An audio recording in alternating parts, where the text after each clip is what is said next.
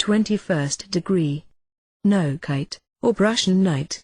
You are especially charged in this degree to be modest and humble, and not vainglorious nor filled with self-conceit. Be not wiser in your own opinion than the Deity, nor find fault with his works, nor endeavor to improve upon what he has done. Be modest also in your intercourse with your fellows, and slow to entertain evil thoughts of them, and reluctant to ascribe to them evil intentions. 1,000 presses, flooding the country with their evanescent leaves, are busily and incessantly engaged in maligning the motives and conduct of men and parties, and in making one man think worse of another, while, alas, scarcely one is found that ever, even accidentally, labors to make man think better of his fellow. Slander and calumny were never so insolently licentious in any country as they are this day in ours. The most retiring disposition, the most unobtrusive demeanor, is no shield against their poisoned arrows. The most eminent public service only makes their vituperation and invective more eager and more unscrupulous, when he who has done such service presents himself as a candidate for the people's suffrages. The evil is widespread and universal. No man, no woman, no household, is sacred or safe from this new inquisition. No act is so pure or so praiseworthy, that the unscrupulous vendor of lies who lives by pandering to a corrupt and morbid public appetite will not proclaim it as a crime. No motive is so innocent or so laudable, that he will not hold it up as villainy. Journalism pries into the interior of private houses, gloats over the details of domestic tragedies of sin and shame, and deliberately invents and industriously circulates the most unmitigated and baseless falsehoods, to coin money for those who pursue it as a trade, or to effect a temporary result in the wars of faction. We need not enlarge upon these evils. They are apparent to all and lamented over by all, and it is the duty of a Mason to do all in his power to lessen, if not to remove them. With the errors and even sins of other men, that do not personally affect us or ours, and need not our condemnation to be odious, we have nothing to do, and the journalist has no patent that makes him the censor of morals. There is no obligation resting on us to trumpet forth our disapproval of every wrongful or injudicious or improper act that every other man commits. One would be ashamed to stand on the street corners and retail the morally for pennies. One ought, in truth, to write, or speak against no other one in this world. Each man in it has enough to do, to watch and keep guard over himself. Each of us is sick enough in this great lazaretto, and journalism and polemical writing constantly remind us of a scene once witnessed in a little hospital, where it was horrible to hear how the patients mockingly reproached each other with their disorders and infirmities, how one, who was wasted by consumption, jeered at another who was bloated by dropsy, how one laughed at another's cancer of the face, and this one again at his neighbor's lockjaw or squint, until at last the delirious fever patient sprang out of his bed, and tore away the coverings from the wounded bodies of his companions, and nothing was to be seen but hideous misery and mutilation. Such is the revolting work in which journalism and political partisanship, and half the world outside of Masonry, are engaged. Very generally, the censure bestowed upon men's acts, by those who have appointed and commissioned themselves keepers of the public morals, is undeserved.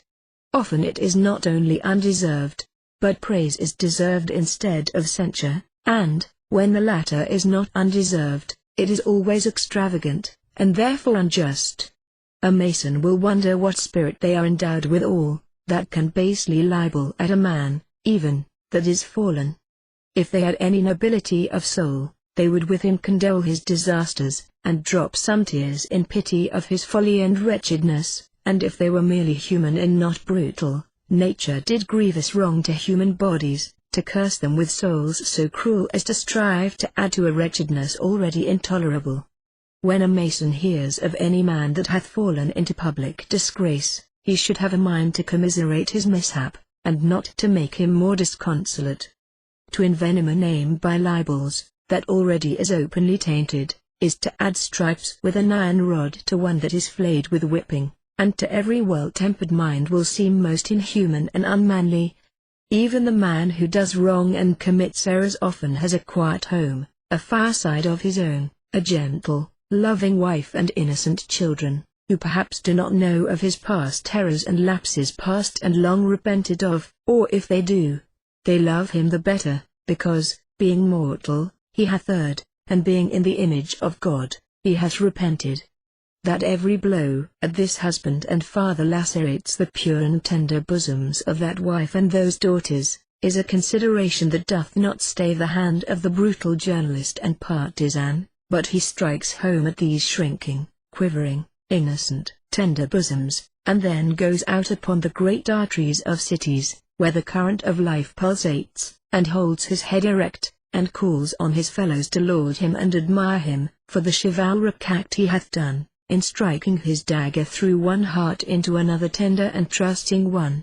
If you seek for high and strained carriages, you shall, for the most part, meet with them in low men. Arrogance is a weed that ever grows on a dunghill. It is from the rankness of that soil that she hath her height and spreadings. To be modest and unaffected with our superiors is duty, with our equals, courtesy, with our inferiors, nobleness. There is no arrogance so great as the proclaiming of other men's errors and faults, by those who understand nothing but the dregs of actions, and who make it their business to besmear deserving fames.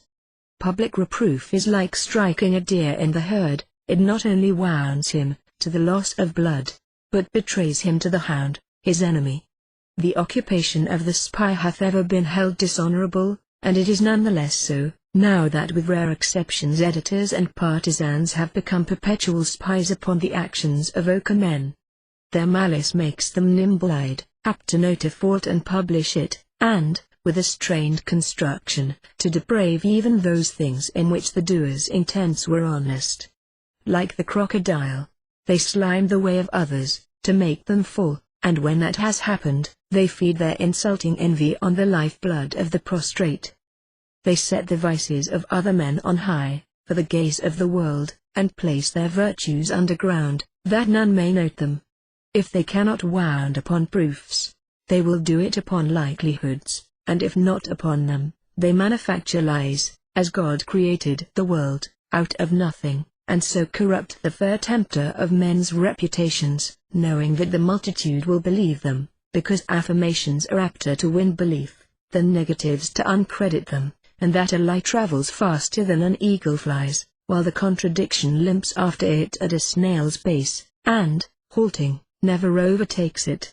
Nay, it is contrary to the morality of journalism, to allow a lie to be contradicted in the place that spawned it.